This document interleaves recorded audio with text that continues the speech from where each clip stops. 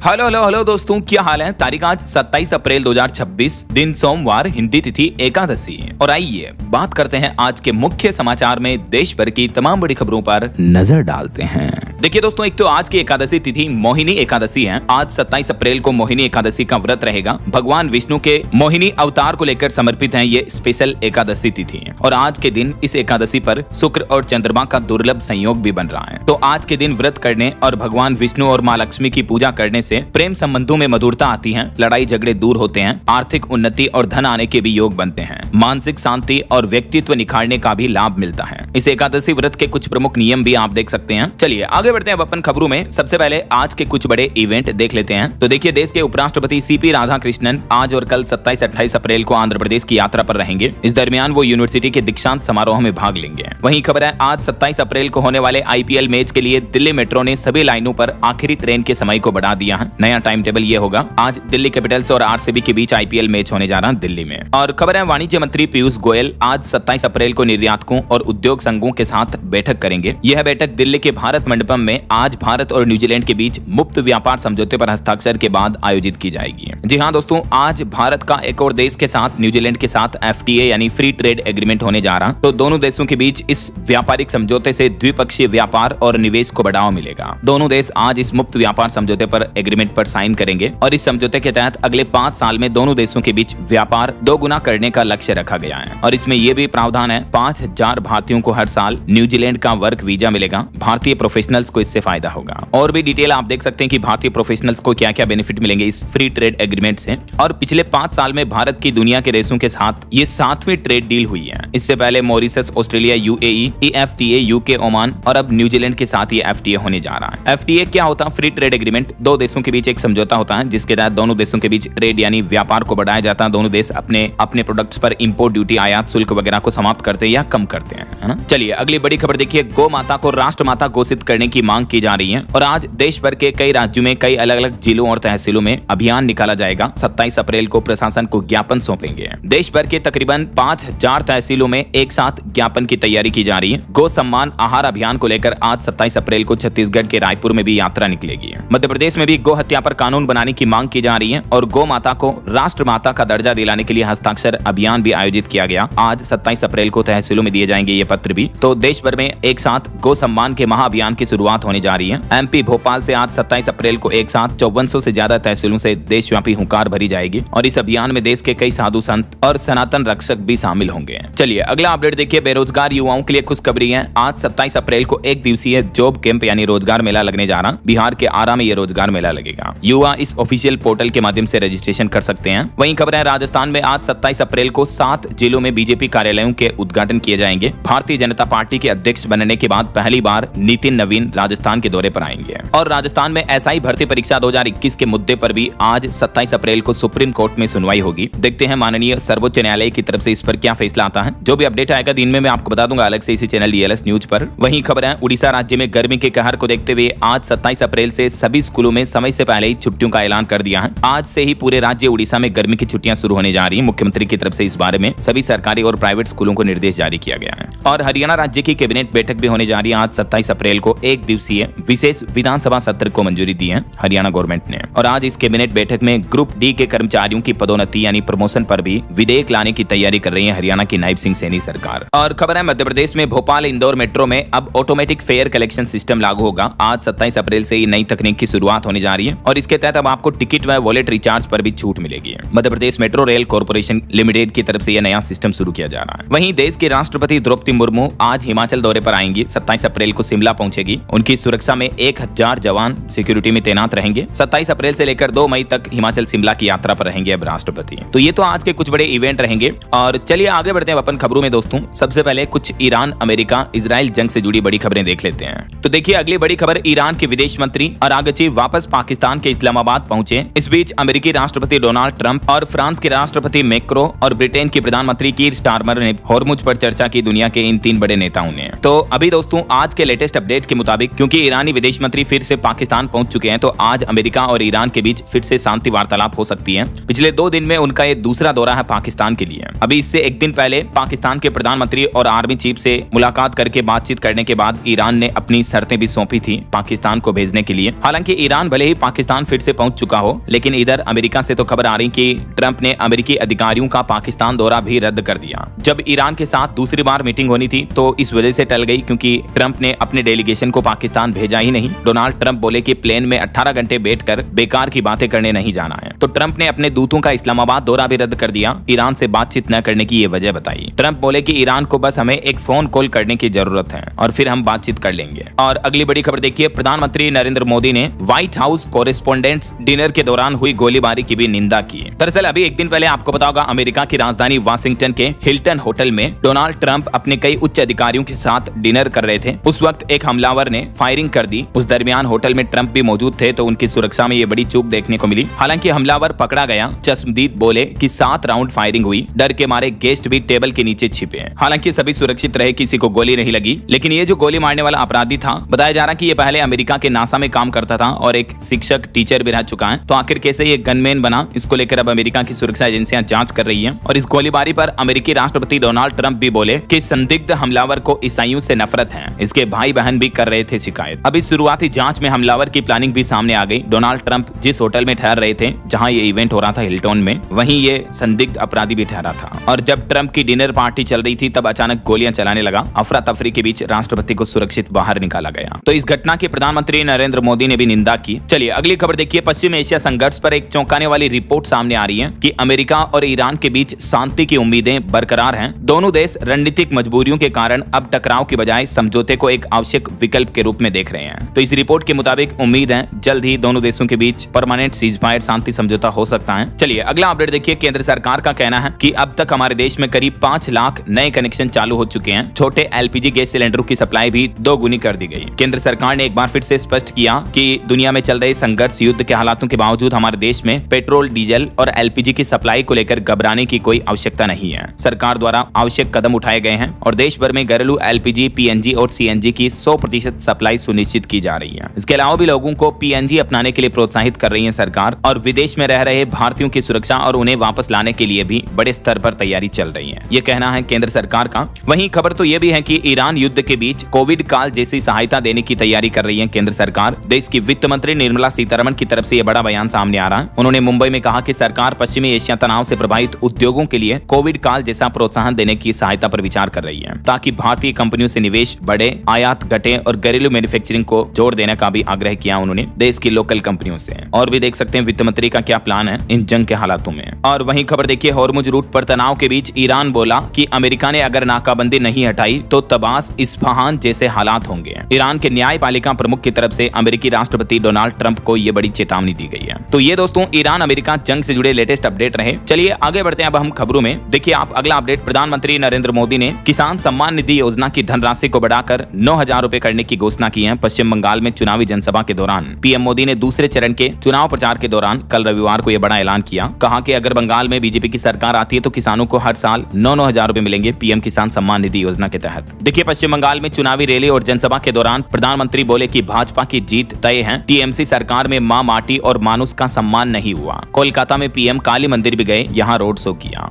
चलिए अगली खबर देखिए, विज्ञान से समृद्धि की ओर आगे बढ़ रहा हमारा देश भारत। बीते दिन मन की बात कार्यक्रम में प्रधानमंत्री ने देशवासियों को परमाणु ऊर्जा की सबसे बड़ी खुशखबरी दी है। हाल ही में आपको बताओगे हमारे देश ने न्यूक्लियर एनर्जी में एक बड़ी सफलता हासिल की। कल्पकम फास्ट ब्रीडर रिएक्टर की सफलता को प्रधानमंत्री ने ऐतिहासिक बताया। वैसे न्यूक्लियर एनर्जी पर एक और बड़ी खबर आ रही, देखिए एनटीपीसी कंपनी का प्लान है बिहार के इस जिले में 1000 एकड़ में 2 नए न्यूक्लियर पावर प्लांट बनाए जाएंगे। 25,000 करोड़ रुपए का निवेश करेगी एनटीपीसी बिहार के बांका जिले में। और यह परियोजना बिहार राज्य में बिजली उत्पादन बढ़ाएगी और भारत के 2047 तक 100 गीगावाट परमाणु ऊर्जा क्षमता के लक्ष्य को भी हासिल करेगी। वहीं मन की बात के 133वें एपिसोड में प्रधानमंत्री ने और भी कई अहम मुद्दों पर चर्चा की। मोदी बोले कि इस बार जो देश में जनगणना शुरू हुई है, ये जनगणना दुनिया का सबसे बड़ा अभियान है। अब तक 1,20,00,000 करोड़ की लिस्टिंग हुई है। वहीं पीएम मोदी ने मन की बात में राजस्थान के गोडावण पक्षी का भी जिक्र किया। कहा कि ये लुप्त होने के कगार पर थे, अब नए जीवन की शुरुआत नजर आ रही है। अभी राजस्थान में एआई तकनीक से गोडावण का प्रजनन करवाया जा रहा इस प्रजाति को बचाने के लिए। इस साल 2026 में गोडावण की संख्या 200 तक पहुंच चुकी है, जो कि अच्छी बात है। वैसे आपको बता दूं गोडावण राजस्थान का राज्य पक्षी भी है। चलिए दोस्तों अगली खबर देखिए, पंजाब सरकार ने हरभजन सिंह से Z+ सिक्योरिटी छीन ली। पंजाब के जालंधर में उनके घर के बाहर से सभी सुरक्षा कर्मी भी हटा लिए गए हैं। आम आदमी पार्टी छोड़कर बीजेपी में आने के बाद अब पंजाब सरकार ने उन पर यह कार्रवाई की। उनकी Z+ और Y सिक्योरिटी दोनों दोनों को हटा दिया गया है। हालांकि अब उन्हें केंद्र सरकार ने सीआरपीएफ की सुरक्षा दी है। तो पूर्व क्रिकेटर हरभजन सिंह को अब केंद्र सरकार की ओर से ये सुरक्षा मिलेगी। वैसे पंजाब में हाल ही में आपको पता होगा कई सांसदों ने आम आदमी पार्टी छोड़कर जो बीजेपी ज्वाइन की थी, राघव चड्ढा समेत, तो उन पर एक रिपोर्ट सामने आ रही है। देखिए पंजाब में आम आदमी पार्टी छोड़ने वाले सांसदों की लग्जरी लाइफस्टाइल। कई सांसद 60,000 रुपए के जूते पहनते हैं तो कई 80,000 का चश्मा, 3 लाख का पेन। 6 सांसदों की प्रॉपर्टी और शौक के बारे में जानकर आप भी चौंक जाएंगे। ये देख सकते हैं राजेंद्र गुप्ता जो कि ट्राइडेंट ग्रुप के मालिक है, इनकी कुल संपत्ति 5,000 करोड़ है। अशोक मित्तल की संपत्ति 450 करोड़ से भी ज्यादा है। विक्रमजीत सिंह साहनी की कुल संपत्ति 400 करोड़ है। राघव चड्ढा की संपत्ति भी 100 करोड़ के लगभग है। चलिए कुछ और पॉलिटिक्स के अपडेट देखिए। बीते दिन गुजरात निकाय चुनाव के लिए वोटिंग हुई। मुख्यमंत्री भूपेंद्र पटेल, गृह मंत्री अमित शाह और जय शाह ने भी वोट डाला। अब 28 अप्रैल को काउंटिंग होगी, निकाय चुनाव के नतीजे जारी हो जाएंगे। वहीं खबर है तेलंगाना में कविता ने नई पार्टी टीआरएस बनाई। 2028 के विधानसभा चुनाव में वो उनके पिता केसीआर की पार्टी बीआरएस को देंगी टक्कर। तेलंगाना के पूर्व मुख्यमंत्री की बेटी है ये, जिन्होंने अपने परिवार से अलग होकर अपनी ही एक नई पार्टी बना ली है। और पंजाब की राजनीति में उलटफेर के बाद अब संजय सिंह ने उपराष्ट्रपति को एक याचिका सौंपी, जिसमें राघव चड्ढा समेत 7 सांसदों को अयोग्य घोषित करने की मांग की है। उन्होंने कहा कि बागी सांसदों पर दल बदल कानून लगे। वैसे अभी तक रिपोर्ट्स के मुताबिक आम आदमी पार्टी छोड़ते ही राघव चड्ढा के सोशल मीडिया पर 19 लाख फॉलोवर्स कम हो चुके हैं। इंस्टाग्राम पर उनके काफी फॉलोवर घट गए हैं। चलिए अगली खबर देखिए। उत्तर प्रदेश में चुनाव प्रचार के दौरान अखिलेश यादव ने भी तगड़ा दांव चला। वो बोले कि किसानों के लिए बड़ा प्लान तैयार है। अगर 2027 में हम जीते तो 24 घंटे में करेंगे गन्ने किसानों के लिए गन्ने की फसल का भुगतान। और एक अनोखी खबर देखिए पॉलिटिक्स से जुड़ी कि नरेंद्र मोदी या राहुल गांधी किसे चुना जाएगा प्रधानमंत्री, ये सवाल किया गया एक्स के एआई ग्रोक से।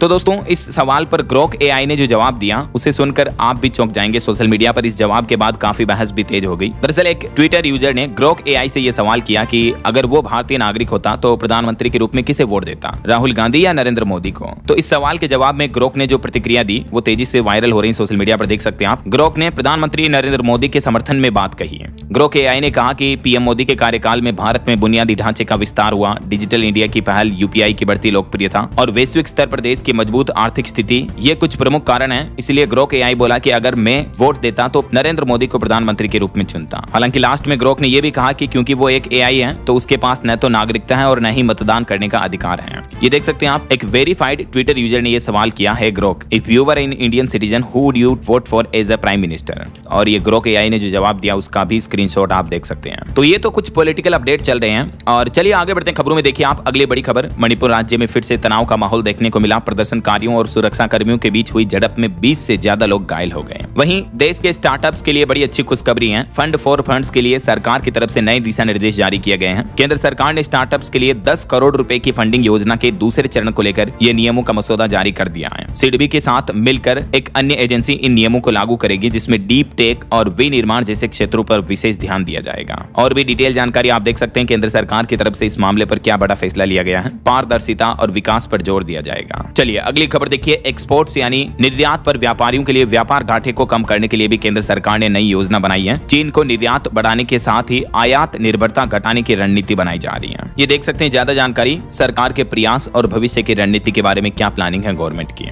चलिए अगला अपडेट देखिए। पीएसयू बैंक कर्मचारियों के लिए बड़ी खुशखबरी आई। अब हर 12 महीने में तय होगी नहीं बढ़ी हुई सैलरी। केंद्र सरकार की तरफ से इस बारे में आदेश भी जारी कर दिया है। सरकारी बैंकों के कर्मचारियों की सैलरी में जल्द ही बढ़ोतरी हो सकती है। इसके लिए 13वें द्विपक्षीय वेतन समझौते की प्रक्रिया शुरू की जाएगी और यह वेतन संशोधन 1 नवंबर 2027 से ही देय होगा और बातचीत अगले 12 महीने में पूरी करने का लक्ष्य रखा है केंद्र सरकार ने। अभी हर 5 साल में सैलरी में बदलाव होता है, लेकिन अब सरकार प्लान कर रही है हर 12 महीने में यानी हर साल तय होगी नहीं बढ़ी हुई सैलरी की गणित कैलकुलेशन भी। क्योंकि केंद्र सरकार का कहना है कि बैंकिंग क्षेत्र भारतीय अर्थव्यवस्था की रीढ़ की हड्डी है, इसलिए बैंक कर्मचारियों के हितों में अब केंद्रीय सरकार के अन्य कर्मचारियों की तरह यह नया फैसला लिया जा रहा है गवर्नमेंट की तरफ से। चलिए हाई कोर्ट का एक बड़ा फैसला देखिए। हर स्कूल में अनिवार्य हो कम से कम 2 शिक्षक, ट्रांसफर प्रक्रिया भी पारदर्शी की जाए। उत्तर प्रदेश इलाहाबाद हाई कोर्ट की तरफ से टीचर शिक्षकों को लेकर यह अहम निर्देश जारी किया यूपी सरकार को। वहीं बड़ी खबर आ रही, राजस्थान राज्य में रहस्यमयी बीमारी से पिछले 2 सप्ताह में 11 बच्चों की मौत हो गई। आदिवासी बहुल इलाकों में इस बीमारी का ज्यादा असर देखने को मिल रहा है। राजस्थान के सलूम्बर जिले में यह रहस्यमयी बीमारी ने पिछले 2 सप्ताह में 11 बच्चों को मौत के घाट उतार दिया। मृतकों की उम्र 2 से 6 साल के बीच है। अभी तक भी चिंता की बात यह है दोस्तों कि ये बीमारी डायग्नोस नहीं हो पाई है। पता नहीं चल पाया कि आखिर ये किस बीमारी की वजह से बच्चों की जाने जा रही है। बच्चों में तेज बुखार आता है, उल्टी दस्त होती है, ऐंठन जैसे लक्षण दिखते हैं और फिर कुछ ही दिनों में मौत हो जाती है। अभी स्वास्थ्य विभाग की तरफ से इस पर रिसर्च एनालिसिस चल रही है। उम्मीद है जल्दी पता चल पाएगा। चलिए अगली खबर देखिए। 1 मई से कई सारे नियम बदल रहे हैं।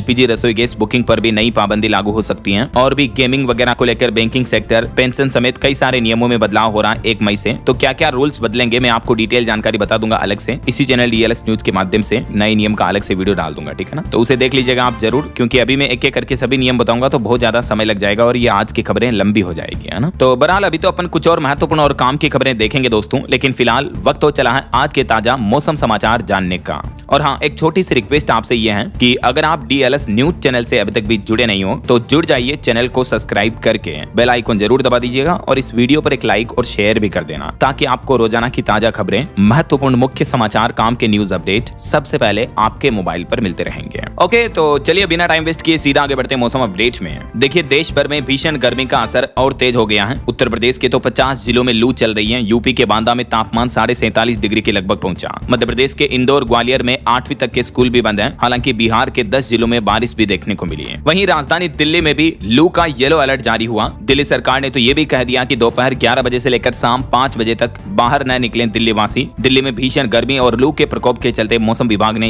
येलो अलर्ट भी जारी किया है। और देखिए, हीट वेव अलर्ट के बीच दिल्ली के स्कूलों में भी पानी की घंटी बजेगी। ये नियम लागू हो चुका। हर 45 से 60 मिनट पर बच्चों को मिलेगा हाइड्रेशन ब्रेक। इसके अलावा भी राजधानी के स्कूलों में खुले में प्रार्थना कराने और गर्मी के मौसम में ग्राउंड में खेल खिलाने पर भी प्रतिबंध लगाने के निर्देश जारी हुए हैं। कुछ अलग अलग राज्यों के मौसम की स्थितियां देखिए आप। मध्य प्रदेश के भोपाल में 3 तो इंदौर में 6 साल बाद इतनी तेज रिकॉर्ड गर्मी पड़ी है। खजुराहो का तापमान भी 45 डिग्री के पार पहुंचा। हालांकि एमपी के कई जिलों में आंधी बारिश की भी चेतावनी, स्कूलों में भी छुट्टियां चल रही हैं अभी। इधर राजस्थान में देखिए, बाड़मेर का तापमान 46 डिग्री के पार हो चुका है। राजस्थान के भी 6 जिलों में स्कूलों का टाइम बदला गया, फिर बदलेगा मौसम। हालांकि राजस्थान के भी कुछ जिलों में बारिश और ओलों का अलर्ट है। आज 27 अप्रैल को मौसम विभाग ने राजस्थान राज्य के 5 जिलों में आंधी बारिश की गतिविधियां और ओले गिरने की चेतावनी जारी की है और इन जिलों में स्कूलों का टाइम भी बदला गया है। वहीं देखिए, बिहार में तो गर्मी की वजह से एक महिला की मौत हो गई। पटना जू में एसी में रखे गए अजगर को भी, चिंपांजी को भी नारियल पानी पिलाया जा रहा है। इतनी भयंकर गर्मी पड़ रही है। चिड़ियाघर में जानवरों के भी एसी पंखे लगा रखे, कूलर वगैरह, ये तस्वीरें आप देख सकते हैं। और उत्तर प्रदेश में देखिए, ललितपुर में बदला मौसम, आंधी के साथ झमाझम बारिश हुई। यूपी के 55 जिलों में लू चल रही है। लोगों को घर से बाहर न निकलने की सलाह दी है। पंजाब के भी 10 जिलों में टेम्परेचर 40 डिग्री के पार चल रहा है। हालांकि आज पंजाब के कुछ जिलों में आंधी बारिश के आसार रहेंगे। अगले 3 दिन 27, 28, 29 अप्रैल तक पंजाब का मौसम कैसा रहने वाला देख सकते हैं आप। अलग अलग जिलों में मौसम विभाग ने बारिश की चेतावनी दी है। अच्छा, पहाड़ी राज्यों की बात करें तो देखिए, हिमाचल प्रदेश के भी 4 जिलों में हीट वेव का अलर्ट है। 42 डिग्री के साथ ऊना सबसे गर्म चल रहा। कल 28 अप्रैल से हिमाचल में बारिश और बर्फबारी के आसार हैं, तो थोड़ी गर्मी से राहत मिलेगी।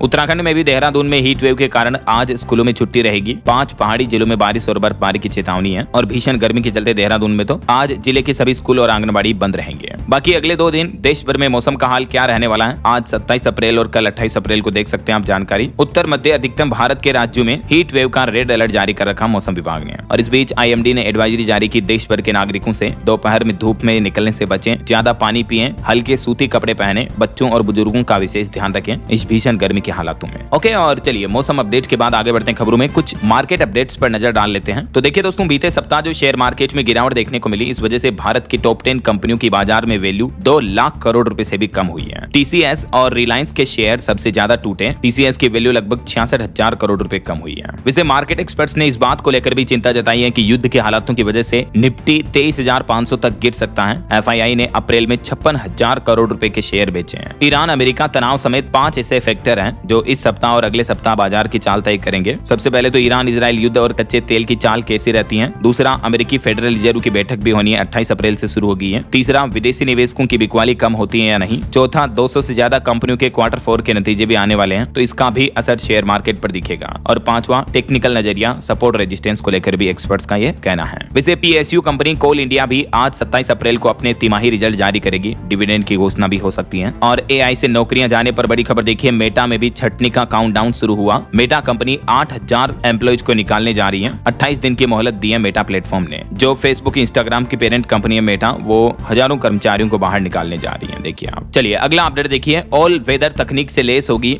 जम्मू श्रीनगर वंदे भारत ट्रेन। 30 अप्रैल से ये चलना शुरू हो जाएगी। 6 घंटे में पूरा करेगी सफर। पर्यटन को, टूरिज्म को इससे बढ़ावा मिलेगा। 30 अप्रैल से ही जम्मू कश्मीर के बर्फीले और ठंडे इलाकों के लिए रेलवे की तरफ से विशेष डिजाइन की गई वंदे भारत ट्रेन लॉन्च हो जाएगी, शुरू हो जाएगी। वही देखिए दोस्तों, बीते दिन एक बड़ी हवाई दुर्घटना होते होते टल गई। दिल्ली में टेक ऑफ के दौरान स्विस प्लेन का इंजन फेल हो गया और आग भी लग गई। इस दरमियान प्लेन में सवार 6 यात्री घायल हो गए, 4 नवजात समेत 232 लोग सवार थे टोटल। ये फ्लाइट ज्यूरिख जा रही थी। वो तो गनीमत रही कि टेक ऑफ से पहले ही ये हादसा हो गया, इस वजह से ज्यादा जनहानि नहीं हुई, वरना टेक ऑफ के बाद अगर इंजन फेल होता, आग लगती, तो आपको पता ही है फिर तो कितनी भीषण हवाई दुर्घटना हो सकती थी। चलिए अगली खबर देखिए। जगन्नाथ रथ यात्रा पर अपडेट आ रहा। इस बार भीड़ पर लगाम लगाने के लिए उड़ीसा सरकार ने बड़ा फैसला लिया। इस बार कम जारी होंगे कोर्डन पास। 16 जुलाई से शुरू होने जा रही भगवान जगन्नाथ की रथ यात्रा, लाखों श्रद्धालुओं के स्वागत के लिए तैयारियां भी शुरू हो चुकी हैं। वहीं खबर है छत्तीसगढ़ में प्रॉपर्टी खरीदना अब सस्ता होगा। रजिस्ट्री से सेस खत्म करने जा रही है सरकार। 28 अप्रैल कल से ये नए नियम लागू होंगे। छत्तीसगढ़ सरकार ने अचल संपत्ति की रजिस्ट्री पर लगने वाला 0.60% तक का उपकर सेस टैक्स जो था उसे खत्म कर दिया है। तो इस वजह से अब छत्तीसगढ़ में प्रॉपर्टी यानी जमीन, मकान, प्लॉट वगैरह खरीदना थोड़ा सस्ता पड़ेगा। छत्तीसगढ़ सरकार की तरफ से ये राहत दी गई है। कल मंगलवार से सेस टैक्स खत्म हो जाएगा।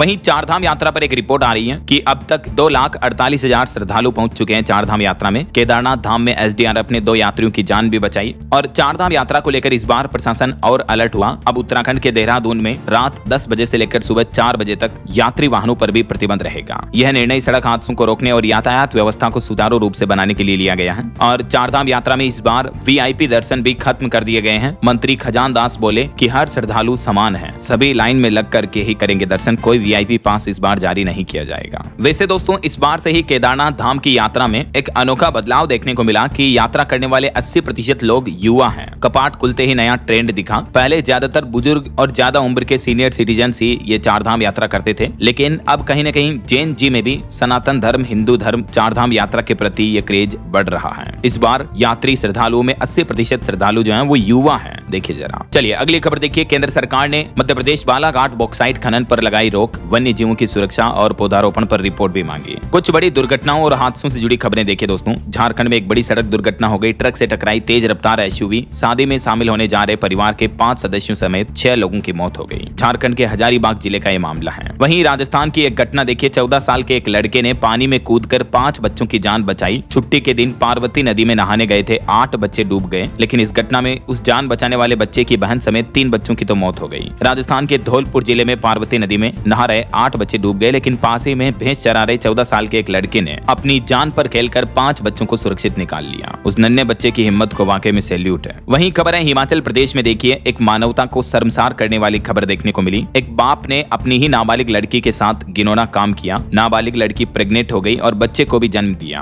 आरोपित पिता गिरफ्तार हो चुका है। हालांकि इस मामले में गांव के भी कुछ युवकों से पूछताछ की जा रही है। हिमाचल के कांगड़ा जिले का यह मामला है। ऐसी घटनाओं को देखता हूँ दोस्तों तो बड़ा दुख होता है, दिल में दर्द होता है। यूं लगता मानो कलयुग आ चुका सच में। एक व्यक्ति आखिर कैसे अपनी ही नाबालिग मासूम बेटी के साथ इस तरह की दरिंदगी कर सकता है यार। और ऐसे ही एक ममता को शर्मसार करने वाली खबर भी देखिए आप। हरियाणा की यह घटना। एक मां ने अपनी ही 1.5 साल की बेटी को नाले में फेंक दिया। 2 दिन बाद एक स्टूडेंट ने शव देखकर पुलिस को फोन किया, तब पता चला इस महिला के 6 बेटियां हैं और 6 में से ये सबसे छोटी बेटी थी, मासूम बेटी। आखिर इस 1.5 साल की बेटी का क्या कसूर जो इसकी मां ने जिंदा बच्ची को नाले में फेंक दिया और डूबने से बच्ची की मौत हो गई यार। हरियाणा के फरीदाबाद की यह घटना। इस महिला का ये सीसीटीवी वीडियो भी सामने आ रहा है जब इस बच्ची को महिला फेंकने जा रही थी तो। और ऐसे ही मां की ममता को शर्मसार करने वाली एक और बड़ी घटना देखिए। अपनी ही बेटी का गला घोटा और फिर शव से लिपट कर रात भर रोने का नाटक करती रही एक मां। बिहार के पटना का यह मामला है और इस महिला का प्लान था सास को फंसाने के लिए। बहू ने यह खौफनाक साजिश रची। बिहार पटना के मोकामा में एक मां ने पारिवारिक विवाद के बाद, परिवार में लड़ाई झगड़ा हो गया होगा, फिर उसने सोचा कि मैं अपनी ही बेटी को मार देती हूँ और अपनी सास के माथे आ जाऊंगी,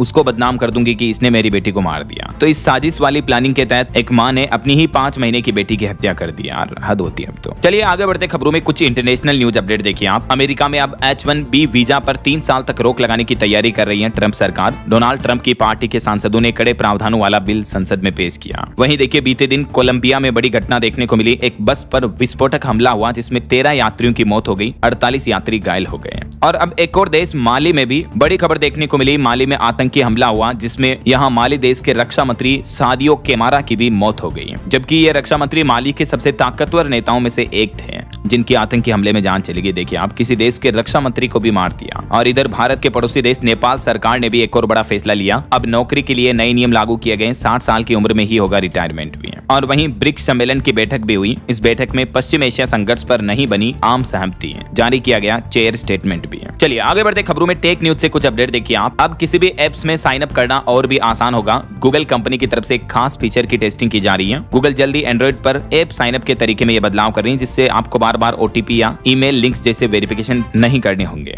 और खबर देखिए, फीमेल यूजर्स के लिए नॉइज ने एक नई स्मार्ट वॉच लॉन्च की जिसका डिजाइन भी ज्वेलरी जैसा है, देख सकते हैं आप। आपके हेल्थ को लेकर भी कुछ अपडेट देखिए दोस्तों। वैज्ञानिकों की रिसर्च सामने आ रही। टोक्यो इंस्टीट्यूट ऑफ साइंस की रिसर्च के मुताबिक सप्ताह में एक बार भी अगर आप खाना पकाते हो ना तो इससे भूलने की बीमारी घट सकती है। जी हाँ, हालिया साइंस रिसर्च में पाया गया कि जो लोग ज्यादा बार खाना बनाते थे उनमें डिमेंशिया का जोखिम कम रहा। यानी महीने में कभी 2-4 बार हमें खुद के हाथ का खाना बनाकर खाना चाहिए, परिवार वालों को भी खिलाना चाहिए। टोक्यो इंस्टीट्यूट ऑफ साइंस के शोधकर्ताओं ने ये रिसर्च की 11,000 से भी ज्यादा लोगों को 6 साल तक फॉलो किया और ये चौंकाने वाली रिपोर्ट जारी की। वहीं हेल्थ पर एक और रिसर्च रिपोर्ट देखिए आप कि जो लोग जरूरत से ज्यादा सोचते हैं तो ये थिंकिंग को बदलना जरूरी है, क्योंकि साइंटिस्ट ने रिसर्च में पाया कि कई बार हमारा दिमाग जो हुआ ही नहीं है उसे भी सच मान लेता है। अगर आपको भी ऐसा लगता है, ऐसी फीलिंग आती है तो सावधान हो जाएं। ये आपकी आदत बन सकती है और ये आपको मेंटली डिस्टर्ब कर सकता है। खास करके स्कूली बच्चों पर ये रिसर्च की गई, देख सकते हैं आप डिटेल। और वहीं एक सोशल रिसर्च भी सामने आ रही कि अनजाने में विवाद हम बढ़ाते हैं, दोष औरों को देते हैं। दूसरों को बदलने की जिद छोड़ें, अपने भीतर की कर्कशता को पहचानें। एक्सपर्ट की तरफ से ये सलाह भी दी गई।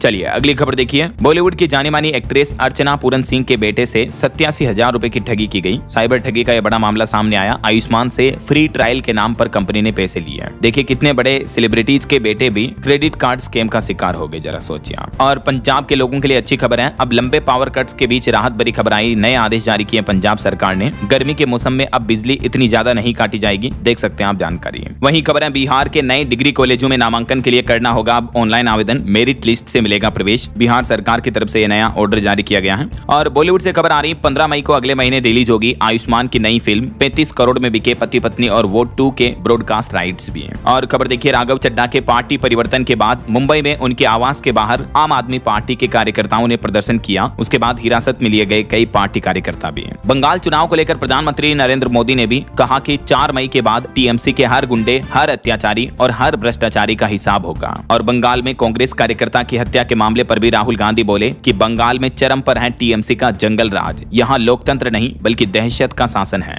वहीं एक श्रद्धांजलि, देश के मशहूर फोटोग्राफर रघु राय का निधन हो गया। लंबी बीमारी के बाद इन्होंने अंतिम सांस ली। पद्मश्री से सम्मानित रहे हैं ये मशहूर फोटोग्राफर। ईश्वर इनकी आत्मा को शांति दे। बताया जाता है कि इन्होंने तस्वीरों में लिखा देश का इतिहास, भारत की याददाश्त कहे जाने वाले फोटोग्राफर थे ये। चलिए अगली खबर देखिए। उत्तर प्रदेश अयोध्या राम मंदिर की सुरक्षा दीवार का 500 मीटर हिस्सा बनकर तैयार हो चुका है। राम मंदिर के चारों ओर सुरक्षा परकोटा के रूप में 3400 मीटर लंबी दीवार बनाई जाएगी। वहीं खबर है, राजधानी दिल्ली में फिर बड़े लेवल पर होगी सीलिंग की कार्रवाई। एमसीडी ने शुरू किया सर्वे। वीवीआईपी इलाकों पर रहेगी पैनी नजर। सुप्रीम कोर्ट के आदेश के बाद यह सर्वे कार्य भी शुरू हो चुका है। और खबर है दोस्तों, दिल्ली में अब पब बार में ही नहीं बल्कि घर मोहल्ले में भी शोर करना आपको भारी पड़ेगा। 72 घंटे में होगी कार्रवाई। राजधानी दिल्ली में ध्वनि प्रदूषण नियंत्रण को लेकर भी ये नए नियम लागू हो चुके हैं। डीपीसीसी की तरफ से ये नई गाइडलाइंस जारी की गई। और उत्तराखंड के रुद्रप्रयाग में देखिए, गर्मी के मौसम में जंगल फिर से धधकने लगे। इस सीजन सामने आई आगजनी की 20 घटनाएं। 15 हेक्टेयर वन क्षेत्र जलकर राख हो गया। वहीं देखिए, 5 लाख करोड़ का निवेश आएगा और लाखों लोगों को रोजगार मिलेगा। हरियाणा में जल्द ही लागू होगी नई उद्योग नीति 2026। हरियाणा की नायब सिंह सैनी सरकार ये नई व्यापार नीति लाने जा रही है, जिसका फोकस रोजगार, निवेश और तकनीक पर केंद्रित होगा। युवाओं और महिलाओं को नौकरी देने पर भी प्रोत्साहन राशि दी जाएगी। सिंगल विंडो सिस्टम और प्रदर्शन आधारित लाभ और सब्सिडी दी जाएगी। हरियाणा के मुख्यमंत्री की तरफ से यह बड़ी घोषणा की गई, देख सकते हैं आप, ज्यादा जानकारी भी है। वहीं खबर है दोस्तों, बिहार में बनकर तैयार हो रहा 6 लेन गंगा पुल बस कुछ ही दिनों का इंतजार है। जल्दी 100 की स्पीड से दौड़ेगी यहाँ से गाड़ियां। इस रूट पर बनाया जा रहा है ये बड़ा गंगा पुल। और बड़ी खबर देखिए, अवैध खनन को रोकने के लिए झारखंड सरकार ने नया प्लान बनाया। वाहनों से वसूला जाएगा 5 लाख रुपए तक का फाइन। अपील के लिए भी लगेगी फीस। झारखंड सरकार ने इल्लीगल माइनिंग खनन को रोकने के बजाय अब अवैध खनिज परिवहन पर भी भारी जुर्माना लगाने की योजना बनाई है। वैसे झारखंड के मुख्यमंत्री हेमंत सोरेन ने सरकारी योजनाओं का लाभ भी आम जन तक पहुंचाने के लिए प्लान बनाया है। अब वो सभी योजनाओं की खुद करेंगे सीधी निगरानी। राजधानी रांची में बनेगा integrated command and control centre भी।